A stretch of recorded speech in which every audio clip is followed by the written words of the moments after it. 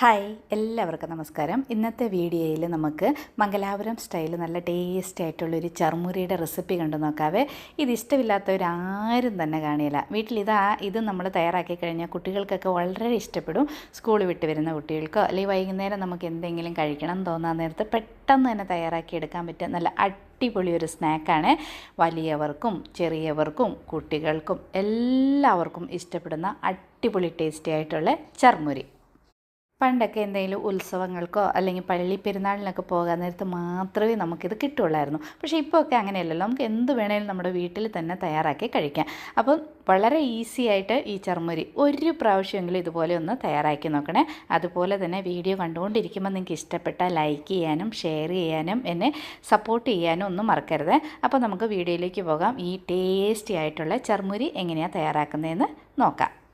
ആദ്യം തന്നെ ഞാനിവിടെ ഒരു വലിയ സവാളയുടെ പകുതി സവാള എടുത്തിട്ടുണ്ട്. പിന്നെ അതുപോലെ തന്നെ ഒരു മീഡിയം സൈസിൽ തക്കാളി എടുത്തിട്ടുണ്ട്. ഈ സവാളേനെ നമ്മൾ ചെറുതായിട്ട് കട്ട് ചെയ്തെടുക്കണം. അതോടൊപ്പം തന്നെ ഈ തക്കാളിയും നമ്മൾ ചെറുതായിട്ട് തന്നെ കട്ട് ചെയ്തെടുക്കണം. അപ്പോൾ തക്കാളിയും സവാളയും ചെറുതായിട്ട് കട്ട് ചെയ്ത് ഒരു സൈഡിലേക്ക് നമുക്ക് മാറ്റി വയ്ക്കാം. കുറച്ച് പച്ചമുളകും കൂടെ ചെറുതായിട്ട് കട്ട് ചെയ്ത് ഇതിലേക്ക് ചേർക്കണം. അപ്പോഴൊരു പ്രത്യേക ടേസ്റ്റാണ്. പക്ഷേ ഇവിടെ മക്കൾക്ക് ഇഷ്ടമില്ല പച്ചമുളക് ചേർത്ത്, അത് കാരണം ഞാൻ പച്ചമുളക് ഇവിടെ ചേർക്കുന്നില്ല. ഇനി നമുക്ക് ഒരു മാങ്ങ ഉണ്ടെങ്കിൽ മാങ്ങ ചേർത്ത് തന്നെ ഈ ചർമുരി ഒന്ന് ട്രൈ ചെയ്യണേ. തോത്താപ്പുരി മാങ്ങ ഉണ്ടെങ്കിൽ അതാണ് ബെസ്റ്റ്. പുളി കുറച്ച് കുറവുള്ള മാങ്ങ, പുളി അധികമുള്ള മാങ്ങയാണെങ്കിൽ കുറച്ച് മാങ്ങ ഇട്ടാൽ മതി. ഞാനിവിടെ അധികം പുളി ഇല്ലാത്ത ഒരു മാങ്ങയാണ്, അപ്പോൾ ഒരു കുറച്ച് മാങ്ങ ഇതുപോലെ ഗ്രേറ്റ് ചെയ്തെടുത്തിട്ടുണ്ട്. ഇനി ഒരു ക്യാരറ്റ്, അത് തൊലിയൊക്കെ കളഞ്ഞിട്ട് നമുക്ക് ഗ്രേറ്റ് ചെയ്തെടുക്കാം. പിന്നെ കുറച്ച് മല്ലിയില, അതും കൂടെ ഒന്ന് കട്ട് ചെയ്തെടുത്ത് വെക്കാം. ഇനി ഒരു വലിയ വായ അകലമുള്ള വലിയൊരു ചെരുവ് എടുത്തിട്ട് അതിലേക്ക് നമ്മൾ ഈ കട്ട് ചെയ്ത് വെച്ചിരിക്കുന്ന എല്ലാം ഈ ചെരുവത്തിലേക്ക് ചേർത്ത് കൊടുക്കുക.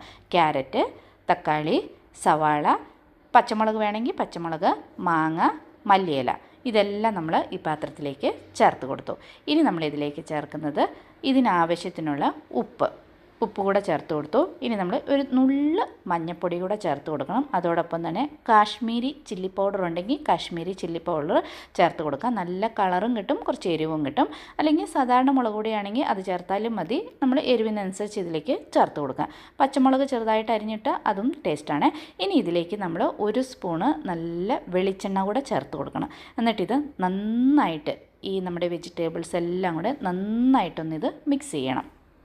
ഇനി ഇതിലേക്ക് ഒരു കുറച്ച് നാരങ്ങാനീര് കൂടെ പിഴിഞ്ഞു കൊടുക്കണം. നമ്മൾ മാങ്ങ ചേർത്തിട്ടുണ്ട്, എന്നാലും ആ നാരങ്ങാനീരിൻ്റെ ടേസ്റ്റ് ഒരു പ്രത്യേക ടേസ്റ്റാണ്. മാങ്ങ ഇല്ലെങ്കിലും കുഴപ്പമൊന്നുമില്ല, മാങ്ങ ചേർത്ത് കഴിഞ്ഞാൽ ഒരു പ്രത്യേക ടേസ്റ്റാണ്. ഇതെല്ലാം നന്നായിട്ട് മിക്സ് ചെയ്ത് കഴിഞ്ഞിട്ട് നമുക്ക് ഇതിലേക്ക് പൊരി ചേർത്ത് കൊടുക്കുക. ഇപ്പം നല്ല ഫ്രഷായിട്ടുള്ള ക്രിസ്പി ആയിട്ടുള്ള പൊരിയാണെങ്കിൽ അത് അങ്ങനെ തന്നെ ചേർത്ത് കൊടുത്താൽ മതി. കുറച്ച് സോഫ്റ്റ് ആയിട്ടുള്ള പൊരിയാണെങ്കിൽ അത് നമ്മളൊരു പാത്രത്തിലിട്ട് ഒന്ന് വറുത്തിട്ട് ചേർത്ത് കൊടുക്കണം. നല്ല ക്രിസ്പി ആയിട്ടുണ്ടാവണം. ഇനി ഇതിലേക്ക് നിലക്കടല വറുത്തത് ചേർത്ത് കൊടുക്കാം. ഇല്ലെങ്കിൽ നമുക്കിപ്പോൾ കടയിൽ നിന്നൊക്കെ കിട്ടുമല്ലോ 5 രൂപ 10 രൂപയുടെ മിക്സർ ഉണ്ടല്ലോ. ഞാനൊരു 5 രൂപയുടെ ഹൽദിറാംസിൻ്റെ മിക്സർ പാക്കറ്റ് പൊട്ടിച്ച് ഇതിലേക്ക് ചേർത്തിട്ടുണ്ട്.